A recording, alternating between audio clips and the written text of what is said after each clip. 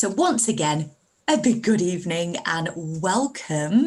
We're going to be looking at this evening mental health and well-being, in particular during lockdown. But since Mr. Boris's announcement yesterday, it's safe to say that we can now confidently say during lockdown and on the approach of coming out of lockdown, we're going to be taking things back to basics because so for those of you who don't know me, my name is Caroline Reed. I'm going to bring myself up here now. If you are still joining us, say a big hello. Hi, everyone. So I am Caroline Reed.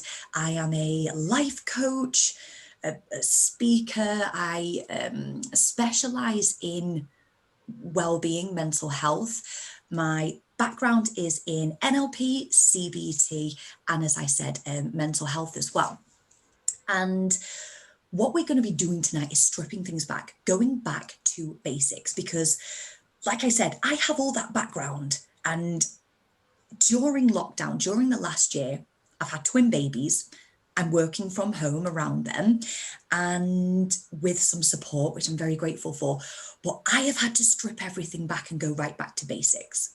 So if you are here tonight thinking, I need support, I'm struggling, I'm feeling overwhelmed, lost, isolated, lonely, you're not on your own. And myself and Lisa, we spoke about creating this safe space tonight. Thank you so much, Lisa, for really initiating this actually.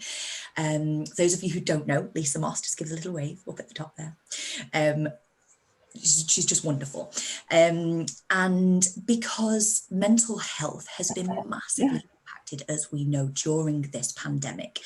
So as I said, we're going to be stripping things back. I'm going to be sharing some simple tools and techniques for you to maybe have a practice of this evening, but add into your well-being toolkit to move forward with, not only during lockdown, but as we come out of it and for the rest of your life. These well-being tools are to help you feel more resilient, more, dare I say, confident as we are coming out of that lockdown now, and create a bit more optimism because it's been stripped back. Let's be honest. There has been times where optimism has been stripped back.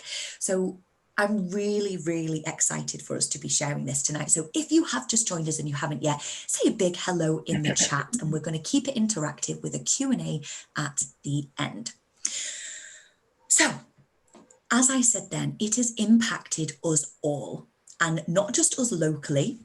This is something that has impacted us on a global scale, health-wise, and as we say, mental health has also been impacted by this. But we've all been impacted in very different ways. There may be someone on here now who has children at home and they're homeschooling whilst trying to juggle work, the housework, parents looking after them. There's so many different scenarios.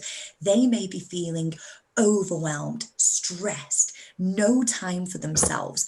There may be somebody else here who is actually feeling quite the opposite, hasn't been able to interact and is having to self-isolate because they're vulnerable. They may be feeling isolated, lonely, disconnected. They may be even looking after parents or the elderly, so they're having to self-isolate, but actually could be doing more. It's safe to say, or like myself, I'm a brand new mum. I had my babies the week we went into lockdown and found out last night we're about to have their first birthday during lockdown. But it's one of those. So just know, whatever your situation, it's okay. If you aren't quite feeling okay and you've been feeling these emotions being turned up, it's okay not to feel okay. First things first. What's not okay is for you to continue feeling like that. And this is what we're going to be looking at now. So with well-being, there is no one size fits all. So I'm going to invite you tonight to approach it with a really open mind and a childlike approach to these things, because well-being is stripping it back to the basics. It might be going outside more, getting creative, trying new things, which I'm sure you'll agree, if we see children, they love trying new things. As we grow up, we tend to kind of stop doing that. To really strip things back for our well-being, having that childlike approach and that open mind and open heart is really, really powerful.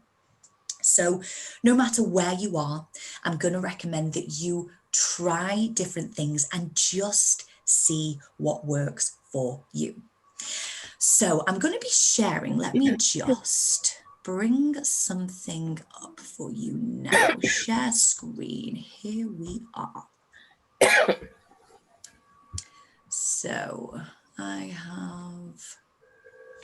talked myself throughout doing these kind of techie things.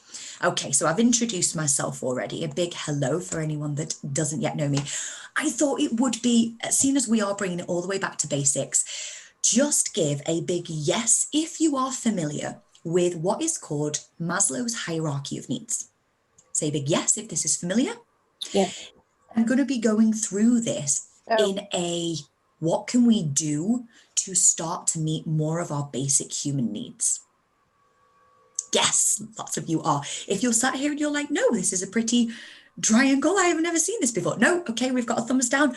Good, this is really, really exciting. So basically, in a little bit of a nutshell, there was a gentleman many, many moons ago, can't remember the exact date, but many moons ago, called Abraham Maslow. And he was a researcher, scientist, and what he focused on was, what is the meaning of life? What brings true fulfillment to us on a basic human level? And he dived into the psychology behind what makes us tick and what makes us sick. This is what I like to call the what makes you tick and what makes you sick. And he categorized it into, you can see on the screen here, 5 particular layers. And just like the triangle, it builds from the foundation up. So it starts with the biological and physiological. That is our very, very foundation of our needs. That is the likes of food, sleep, water. In that, there is excretion, mating. So bringing it all the way back to our primate ways, it's your absolute basics that keep you alive. What I do find quite funny is this picture. It basically shows a picture of a takeaway, a burger, and what probably looks like a McDonald's cup. But I'm sure when it was first created, they weren't around. But you can see here that that is your ultimate foundation. Next, safety. We're looking at our basic needs here: security, health, finances. Next up, love and belonging, connection. These are our psychological needs. This is where it's more our spiritual domain, your human domain. We've got friendship, intimacy, family connections. Next level up, esteem, respect, status, recognition, strength, and self-esteem. And right up at the top, that beautiful word, self-actualization. That is your self-fulfillment needs. That is doing what really makes you tick, becoming who you truly are, feeling connected, confident, authentic, and fulfilled. Now then, let's have a look at what the last 12 months may have impacted. Oh, we've got someone popping in. Hello, Uma, a big good evening. So let's have a look at what the pandemic and being in lockdown has actually impacted in terms of our human basic needs. We're going to start all the way down from the bottom. Those at the bottom, the food, sleep, water, are non-negotiable. Without them, we basically find it hard to function. So when we're looking at it from a mental health point of view and a well-being point of view, imagine how many people who have actually been impacted by that very, very foundation one. Food. Okay, we can have a little bit of a giggle about it now because in hindsight, we're looking back. Can you remember when lockdown was first announced? It was actually leaked, the very first lockdown, about 24 to 48 hours before. What happened in the supermarkets? It was like Armageddon. People were literally running to the shops. Who here struggled to get toilet roll? Who here struggled to get hand soap? My mum literally bought round some shower gel the other day and was like, we got this when we went into the first lockdown and we couldn't buy any hand soap from anywhere. And these like alarm bells went off. And I was like, we literally went through that. If you're here tonight, you lived through that Armageddon of no pasta, no. And we're giggling about it now, but that was the human instinct to go, I need my basic human need met, and we may be getting that stripped away from us. So that was the impulse to go and panic buy for a lot of people. You may be here like, well, actually, I wasn't. I was very sensible and good on you. Knowing babies were coming, baby food was gone. Like we had to, my husband literally went out trying to search for baby food. It was when we think back, it was a very crazy thing to go through, but that's what happens when they get tampered with. Sleep. Drop a yes in the comments if your sleep at some point during lockdown has been impacted by this. Water was swept off the shelves. The reason I'm sharing this with you is if you have been struggling through lockdown, your very fundamental basic needs have or may have been tampered with. They may have felt threatened. The next one up, safety. Finances, when people were, still very impacted, absolutely. When we look at lockdown and furlough, I'd never even heard of furlough. It was something which was known in America. We quickly brought it over here, thank the Lord. Health. The absolute health scare which we went through, and security. We didn't know if the next paycheck was coming. We didn't know if banks were going to be open. We didn't know our security was jeopardized at some points for a lot of people. Can you see where we're going here? We're going to quickly move on to the next couple and sort of bring them in. Friendships for a lot of people were stripped away and taken online. If people weren't comfortable with the online space, it's the insecure and the unknown, family and connections. And for a lot of people, if you were in the dating scene, or maybe you lived separately from your partner, if they had children, all of a sudden intimacy was taken away. Status, recognition, strength, those things for a lot of people during lockdown were a privilege. If we were really meeting those needs, that was an absolute privilege. So the reason that I wanted to highlight this for you tonight is for you to really recognize what you have been through. And I want you to right now, whether you're on camera or not, I want you to put your hand onto your heart.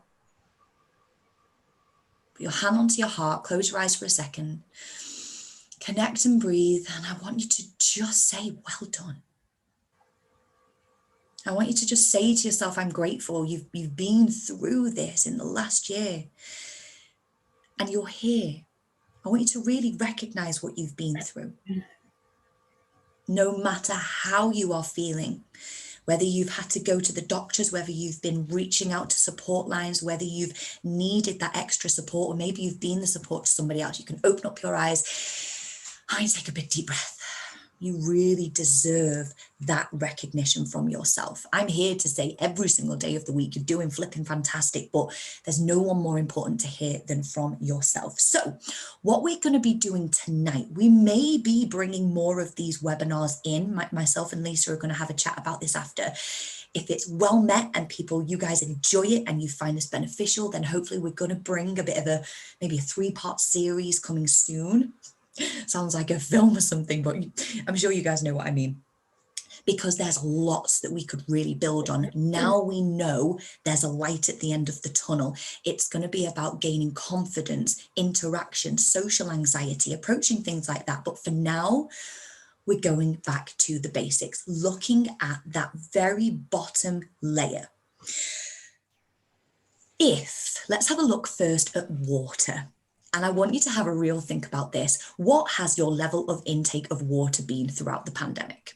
Especially now, when people are wearing masks in the workplace, or if you're out and about, we're not drinking as much. We're not drinking as much water. And you might be sat there now like, really? Is water that? It impacts your mental capacity to focus. It impacts your energy levels, your digestive system. If you're dehydrated, your water intake is if you're feeling anxious, water is one of the most important things to keep on top of. And if you're struggling with nerves or anything like that, it's actually kind of the last thing that we tend to go to. In particular, if you're wearing a mask in the workplace, again, it might be that we're just not having it available to us as often. I want you to nowhere near enough. Not drunk as much water. Here it is. I want you to right now consciously have a swig. We're going to cheers to consciously drinking more water. The reason that it's the very basics, and we're talking about this here, this is good to hear, Reagan. Like we said, is it doesn't only impact you physically, this is going to impact you mentally. This is going to impact your mental health. Your brain is like a sponge. So if we're dehydrated, it can't think straight. So it's only going to add to the overwhelm or the brain fog. Sleep. Let's have a look at sleep. If your sleep has been impacted, I'm going to share with you 3 things that can help what we call sleep hygiene. And one of them, I'm going to guarantee about 85% of you aren't going to like, and I'm going to say that till last, but it's the most powerful. The number 1 thing that I'm going to share for sleep hygiene is taking that time out about 30 minutes before you go to bed to wind down. If you've been wound up during the day, it's only right that energetically you begin to wind down. I want you to share in the comments what helps you to wind down that either you're currently doing or you're going, I'm not doing that, but I know it works. I'll share mine whilst you type in.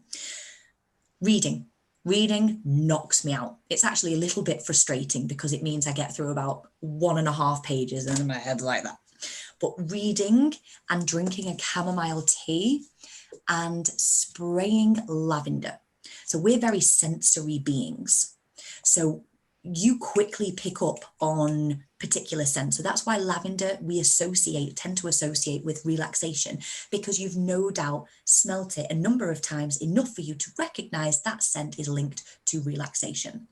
So this is why it's really lovely, not just at nighttime, but during the day. If you're in isolation still, you're feeling alone, see what different ways you can bring your senses into it. That might be obviously safety, but lighting candles during the day at home. It might be getting the little incense sticks online, just something that's going to help to bring you into a nice place of calmness. And as soon as your mind begins to link that smell with a certain feeling, it can very quickly be triggered, which is a good thing. We're positively layering these things. So I would always recommend those. Reading, lavender, and a nice chamomile tea or a herbal tea before bed. So you can see in the chat, we've got warm bath, journaling is very good, lavender spray, have a read through those things. The next thing for sleep is electronics. I know this is where people are going to be like, be honest, this is a safe place. How many of you take your devices to bed? How many of you, now you might be like, okay, bedtime gratitude, that was adding on to the last one. Yep, and we have the excuses of, but it's my alarm, but I meditate listening to it, but I've been there, I'm guilty. But there's a few different reasons why this can impact our mental health. One, it's electronic. So actually our brain is made up of stimulus, of all different things going on up in the brain. And actually we can be, some people more than others, actually sensitive to electronic devices. So if you picture, I want you to, before you go to bed tonight, look at where your plugs are. If you're like me, my plug is right next to my bed with an extension cable. But what I do before I go to bed is I try to move the extension cable as far away as I can and then have the wire, like my phone wire charging. If you are in a position to move that far away and just have your plugs there, but maybe plug your phone somewhere else, try it for a week. So, like I said, some people are highly sensitive, especially if you struggle with headaches when you're at the computer or at your phone, anything like that. Really, really worth monitoring where your sockets are around the room. And if you need to, absolutely fine. It's just one of those things. But if you can help it, absolutely do. The other thing, of course, is not scrolling. It's got blue light. So that actually activates the brain, parts of our brain that like, oh, it's like fireworks up in the mind. And what we tend to go on is social media. And if we are in a vulnerable place, if you are feeling low, if you're feeling anxious, overwhelmed, isolated, a quick thing for our mind to do is get a quick fix from social media.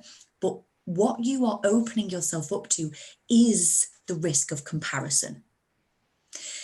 This isn't always a conscious thing that we do, but if you're looking at somebody else's profile, you might be looking at what they're doing, if they're with their family, if they're not, if they are dressed a certain way, if they're not, if their house is spick and span. I've fallen guilty to that. I'm like, how are these people with kids having these like moments, you know, when they just, I don't know what it's called, click to tidy or tap to tidy. I'm like, my gosh. And then I found myself, with anyone else, found myself comparing. And whatever you are thinking about, this brings me on to the third thing, whatever you are thinking about before going to sleep, you're marinating. You've no doubt heard me say this before if you've been on or a part of the academy. You are marinating your mind in that. So I want you to begin to become really aware, without judgment, where your mind is going when you're about to drift off to sleep. If we're on social media and you're slipping into comparison, or maybe a little bit of, what's the word? I can't even think of the word. Let's just stick with comparison, but some judgment. Sometimes people don't mean to, but actually we can judge people, and it's a really low, that's going to really bring you on the down low, not good for our energy. And like we were just coming on to, the third point then is being aware of what you're thinking about before you go to sleep. And I'm going to share something really powerful with you now. Super simple. You may have practiced this before. If so, fantastic, let us know. What can you be grateful for from the day gone by? Rather than worrying about the bills, rather than missing somebody, rather than thinking about what tomorrow may or may not bring, or how's this going to work, or like, I'm sure at some point in the last 12 months, again, I'm holding my hand up here, it's easy to fall into that. And when we are in that quiet space of going to sleep, it's prime time for the mind to be like, attention, please. Have you remembered to worry about? But we don't want to be feeding into that. So when you consciously choose to reflect on the day gone by and think of 3 things that you can be grateful for. If you've got a roof over your head, that is one hell of a thing to be grateful for, given what's going on in the world. If you've got your health, no matter to what degree, if you're logged here online, you've got internet. Now, don't get me wrong. I know so many people here, if you wish to share, feel free to, have actually had COVID. I personally have had COVID. My husband had COVID. We lost my granddad to COVID. My nana had it. My auntie had it. It's been all consuming and very worrying at times. And there were nights when that was at the forefront of my mind. And I'm sure lots of you can agree. But the moment I switched that to gratitude of, I am grateful that I am still here. I am grateful for the ability to have strong lungs. I am grateful that my nana survived. I know it's clutching at straws there when you've lost someone, but sometimes that's what it takes.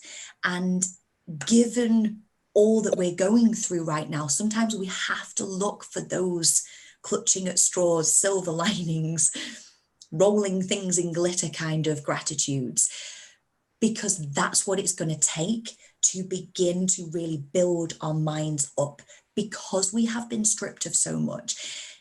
Can I just get a big hell yes in the comments if this is resonating with you as we're looking at the real solid foundation? Amber, hell yes. good. I saw someone then say about a 5-minute journal before bed. I cannot recommend that enough. Please share lots of hell yeses. Oh yes, we say hell yes or yes. Journaling, and this is something that you can build up to. I want you to explore what's going to help you to feel more relaxed before going to sleep. But by you really looking at these baseline ones, food, check in with yourself. Are you feeding an emotion? Are we eating because you're bored? I have well and truly found my head in a cupboard many times during lockdown and with the cupboard open, and I'm eating just looking into the cupboard. Anyone else done that? And I'm like, what am I even doing? Like I was eating popcorn. It's like 1 PM, just something. That's because if we have a racing mind and we're feeling overwhelmed, that food basic instinct is going, okay, I need a need met. I need a need met. If we are lacking, we can sometimes go to a quick fix. This is where awareness comes in. Because, like I've just been very honest, you guys, those who know me know I will always share the truth and nothing but the truth. In that moment, I recognized it for what it was. I didn't judge or shame myself. I actually had a bit of a giggle. I was like, wow, are you feeling bored? Are you feeling overwhelmed? And I was actually feeling stressed. I was stressing about a few different things. This is where your toolkit's going to come in. If you notice yourself feeling stressed and you're going to food, have a think what else you could go and do to either satisfy that need or calm the mind and de-stress. I'll give you some quick examples that can help. If I know I'm jumping the gun a little bit with the food, but I just know from working throughout the whole pandemic, working with people's mental health, wellbeing, food is something that has been a real stickler for a lot of people, is having healthy go-to things in. Sometimes we just don't need to buy all the treats and snacks, but actually having things prepped, having a conscious choice available to you is always a really good thing. These sound dead basic. It's because they are and they work.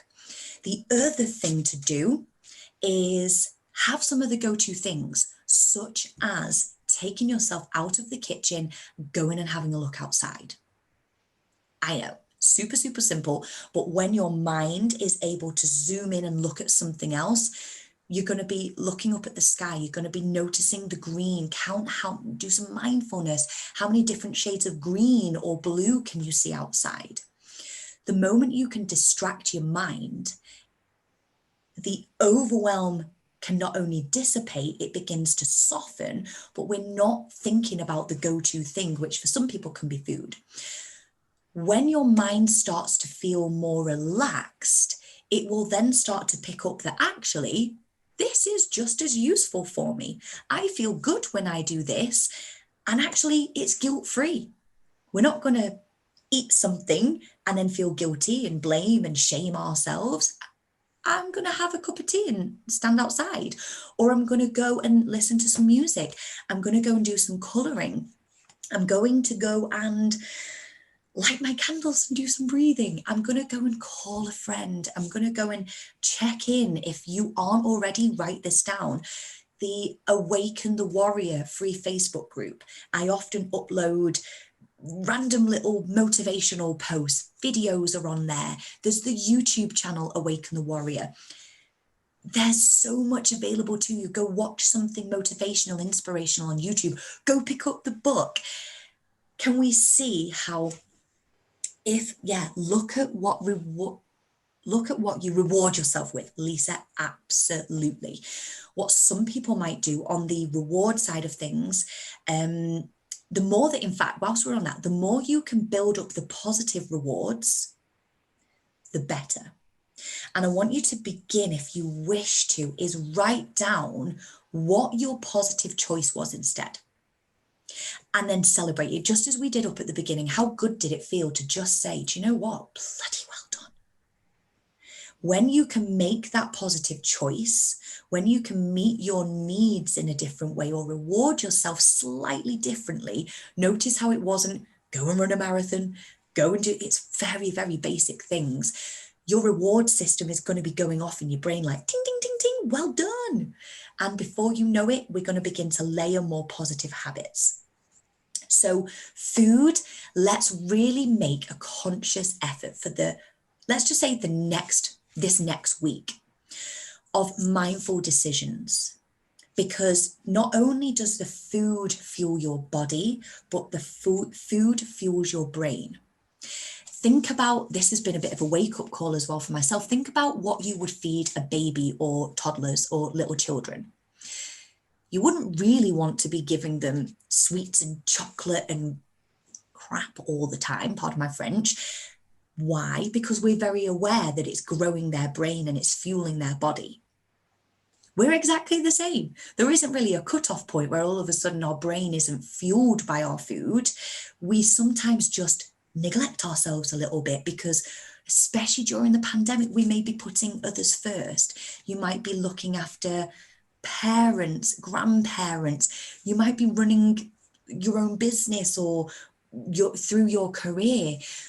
This is your permission to begin to put yourself first and fuel yourself, feed yourself well. So that is, what would someone who loved themselves do? Okay, I'm going to just have a little read of this. Okay, so Lisa has just shared, mentally strong people do, scientifically proven, love this, the benefits of gratitude. Thank you so much for sharing that. Look at what what would someone do who loves themselves? Okay, so the way that I'm interpreting that is pausing and asking yourself that question. If you are on a bit of a self-destruct, I know a lot of people at the moment are drinking more than they usually would, smoking more, beating down on themselves, staying in bed or not exercising because they don't feel worthy or they've not got the energy. When you pause and ask yourself, what would I recommend to a friend? Let's start there.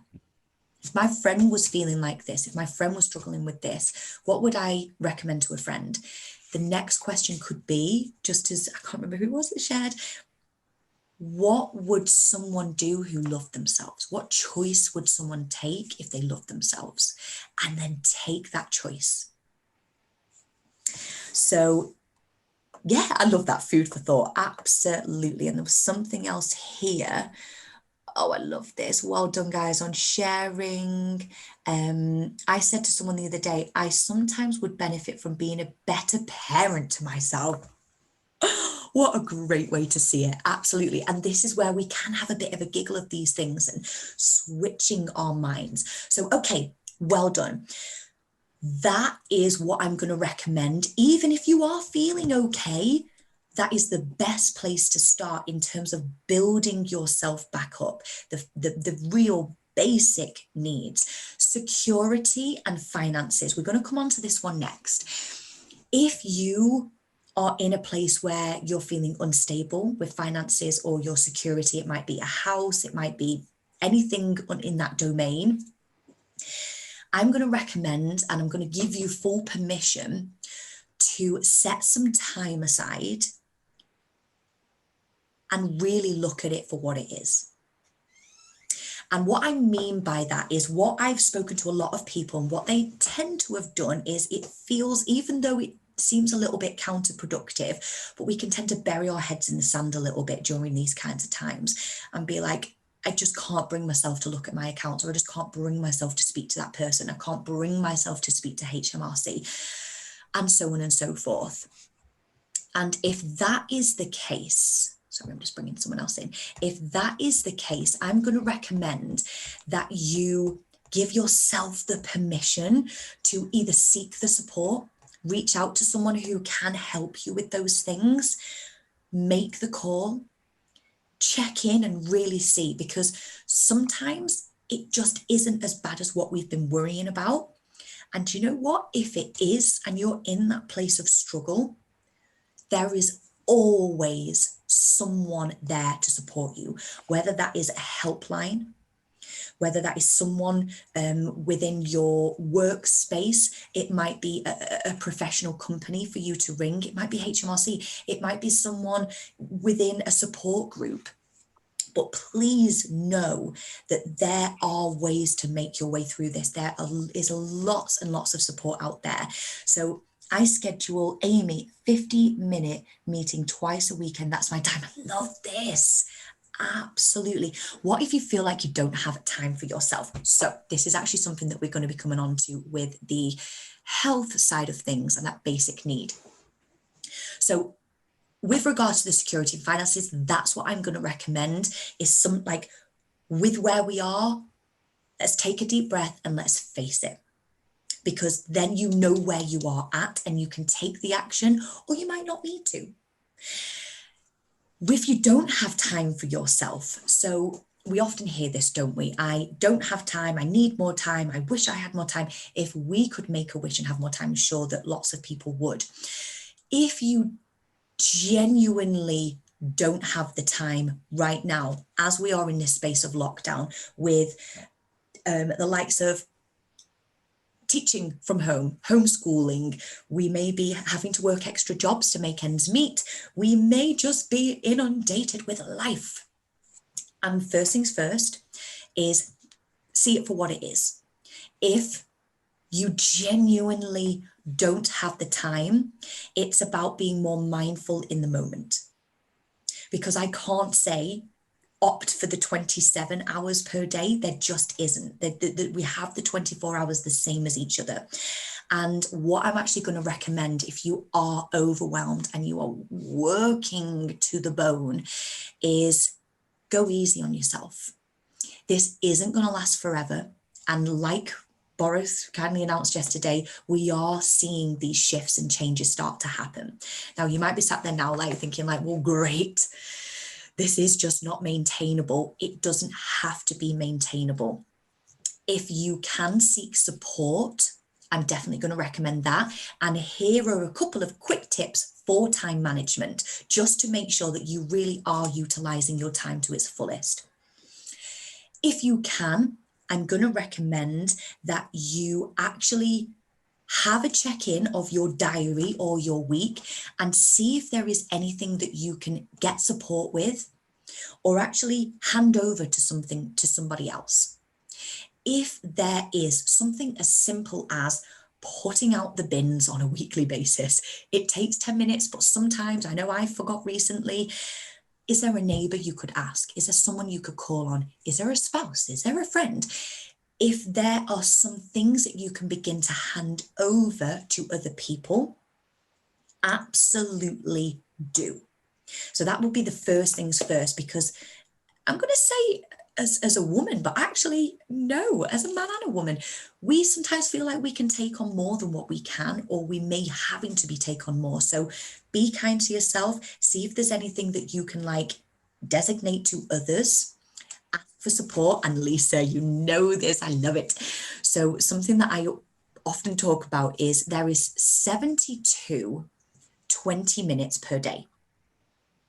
Okay, so every single day you get 72 20-minute slots throughout the 48 hours, throughout the 24 hours. I am going to recommend that no matter what you are going through, where you are at, that you do commit 20 minutes of those. I want you to drop a big yes below if you fall into that category of you just don't have the time. If you would say, I just don't have the time to myself. And I want you to think right now, could I, if I was to manage myself and my time a little bit more, could I find or set aside, because we can't find time, could I set aside 20 minutes to myself? Whether that means getting up 20 minutes earlier, whether that's going and taking 20 minutes during lunch, 20 minutes before bed. What I sometimes have to do if I really am back to back with clients, between mumming, between everything else, is I will actually have 20 minutes of mindful time with the boys. That's not my ideal thing to do, but I will sometimes just sit and I will either play some nice music or put something on the TV. I know, I'm going to give you full permission to do that as well. If it means you're going to have 20 minutes to yourself, and that's going to benefit your mental health, your well-being, you're going to show up a better person for yourself, children, spouse. If you're on your own, do it. This isn't going to last forever. Just do it. Important to top up those happiness levels. Absolutely. So the last sort of area that we're going to be moving on to now is the connection. And okay, just before we do, I'm just going to read Reagan's. I really struggled to have any time to myself. So in the end, I choose my mental health over a job and change my role, and I feel so much better. Reagan, this is so wonderful to hear. I've been watching your journey in the academy, and can we just really take that for a moment, that it was recognizing that it was impacting mental health, and even during a pandemic, changed her role. Now, a lot of people are going, I couldn't possibly go and look for a job. The climate's crashing. There's no If you were to really decide and go for something, it will be there for you. Sometimes we just have to trust the process and really put your mental health first, if that is the case. And as Reagan said, it's been of benefit. That is so fantastic. And thank you for sharing that. That's really, really positive, a good positive story to hear. So with regard to connection, and like I said, this is almost the more spiritual domain. This is bringing in that connection with external and also internal. So I'm going to be sharing a couple of things here. Like physically, we know, don't we, that even if you are in a vulnerable place, it can be a little bit daunting for people to start going outside now. So depending on where you are on the scale of beginning to come out of isolation, maybe a meeting a friend in a park, if you haven't yet, there are lots of groups online. There are helplines available. I know we're going right back to basics here, but if you are in that place where you're almost going to be relearning and coming out of isolation, it's such a strong word, isn't it? Really begin to reconnect with old friends now. Begin to rekindle any old connections. It might be if you're on furlough with work colleagues. If it's people, I know some people on here used to work abroad in the entertainment industry. Begin to rekindle. Now we can see a bit of a light at the end of the tunnel. Let's really utilize that and start to have some more uplifting conversations. And even if you don't feel like it, reach out to somebody else and see what's going on with them. When you are looking out for somebody else, that gives you a boost as well. So let's really start basics. And now I believe we're going to either soon be able to start to meet a friend out. Book it in. I'm going to set you a little challenge of, if you are in a position to, if you're not still classed as the vulnerable, make that walking date with a friend. Set that aside and make that time for yourself. If you got to take the kids with you, take the kids with you. If you're going to take the dog or whatever, like, go for it. But, and also if you are in the workplace and you're working from home maybe, or you've been furloughed, make that one connection. Reach out to someone and just see how they are. Then you can begin to start to build up those connections, family.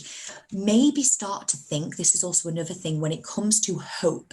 We are such beings that love the idea of hope. Whose birthday is late summer? Is there anyone you know who is that summertime birthday? Ideally from the 21st of June onwards, from, you know what I'm getting at. So what celebration could you start to have a look at? It might be an old birthday from yourself. Is there something you can start to make plans with now? We can dream big, or you can keep them small and comfortable, but start to do that. And especially now, there was somebody who asked a question that said, who emailed, so well done for doing this. They emailed and said that they are classed as in the health bracket as vulnerable. They've had the vaccine, but they're just not confident with going out. Like, what can I do? And I'm going to recommend for that is we take small steps. So start to set yourself little goals with that. That might be, for example, walking to the post box. And to make that more fun, rather than just going up to the post box and being like, made it, write someone a letter or a card. It might be someone who supported you. It might be a birthday card for someone. It might be whatever it is. It might be something for charity. Might be a letter for yourself. Write yourself a lovely positive note. But start by taking the small steps such as that. And then go as far as maybe to the supermarket with somebody. Make sure, of course, if you need to, you are wearing, not if you need to, but you're fully wearing the PPE, which is recommended. Take your hand sanitizer. If you need to go with somebody for support, then do so. Then rather than thinking, we're going to be going out of lockdown, I've got to go back to it. Like I said, start by setting yourself maybe once a day or once a week, little goals now to start to support yourself. And as you can see the little ticker online, more people are getting vaccinated day by day. It's going up in the millions, isn't it? We can start to practice the trust element in this. Trusting that things are going to return to a more normal stance. And actually, the more positive we can be and optimistic, that actually has a direct impact on your immune system. So if there is any reason to wake up tomorrow and play a little bit of music that lights you up, light a candle. This is my happy thing. I'm quite a spiritual person, keeping my crystals close by. Again, this is coming on to connection. Doing whatever it takes to lift you up a little bit actually benefits you on a autoimmune level. So not only does it feel good, it benefits you health-wise. And on that note, on the connection note, we've gone through a few bits there of what you could start to do. The last thing I'm going to share is connecting to yourself internally.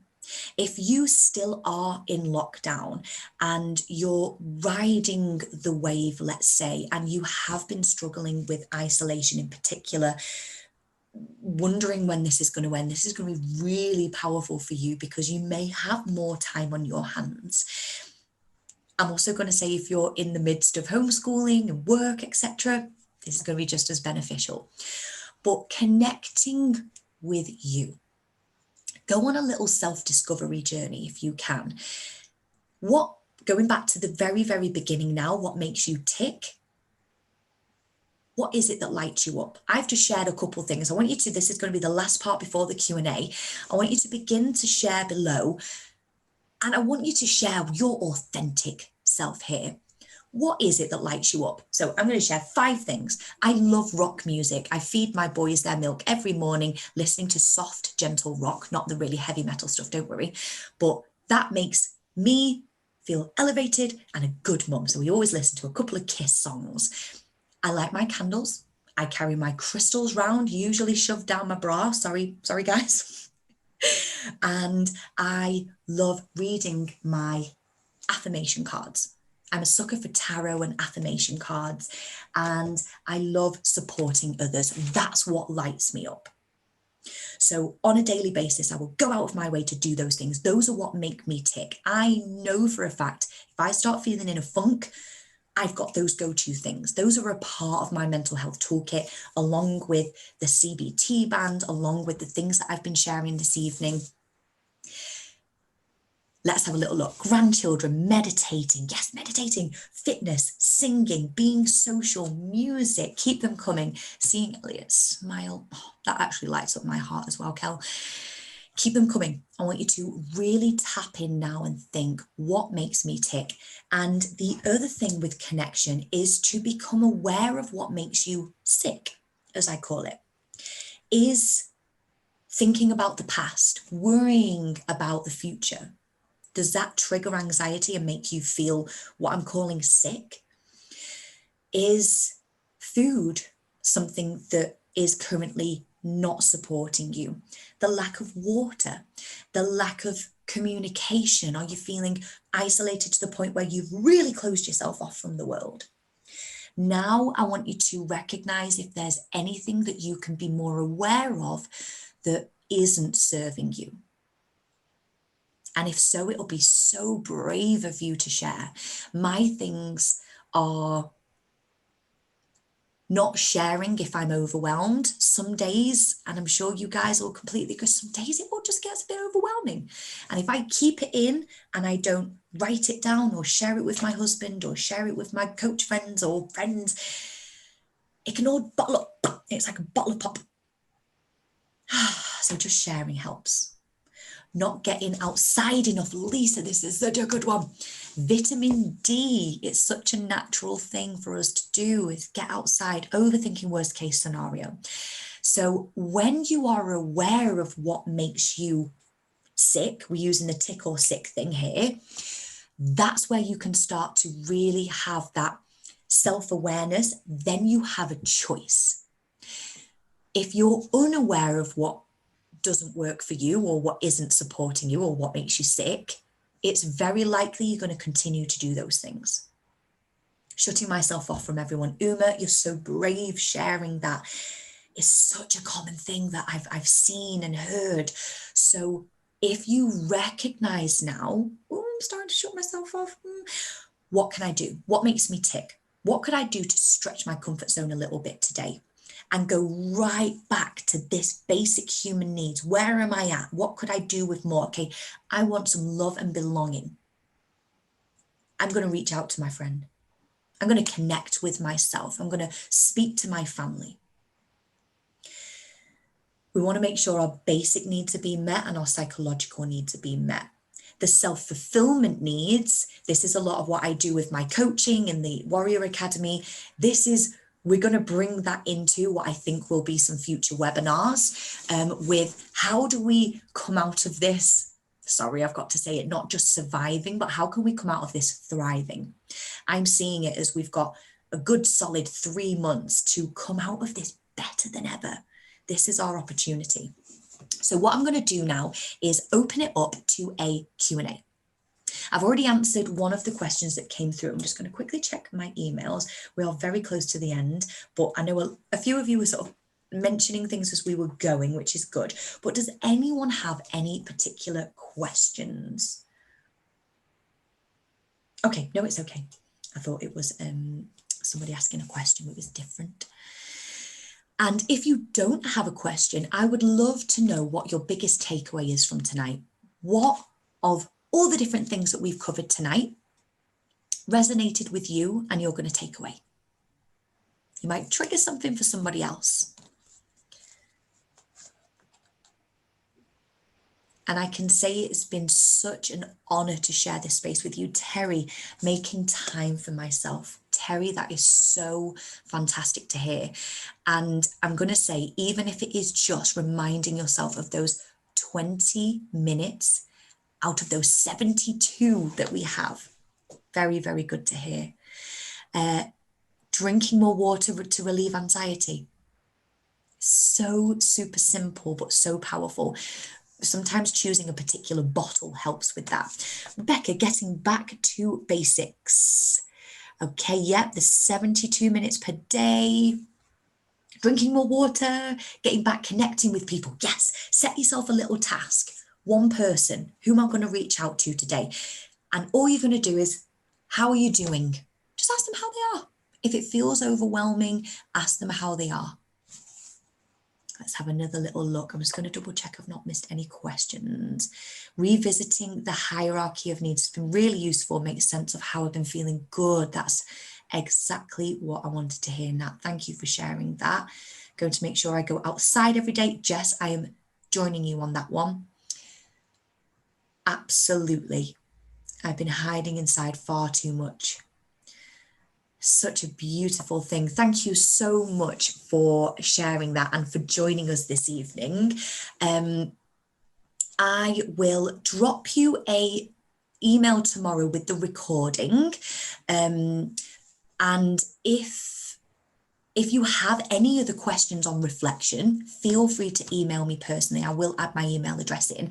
And if you haven't already, if someone, Lisa maybe, I don't know if you can, if you could share the free Awaken the Warrior group into the chat, just in case if you're not already in there, it'd be great to sort of keep in touch there. And like I said, I often share bits and bobs for support. Lisa, this too shall pass. Yes, what a beautiful way to end. Parent myself, Rebecca, I love that. So once again, enjoy the rest of your evening. Thank you and well done for honouring yourself here tonight. And I will share with you if we go on to do some more sort of in-depth webinars where we're able to go more into the mindset and the thriving part coming through this. Thank you for sharing that. Enjoy the rest of your evening. I'm sending you love, health, and lots of love your way. Thank you, everyone. See you soon. And thank you, Lisa. Thank you, Lisa.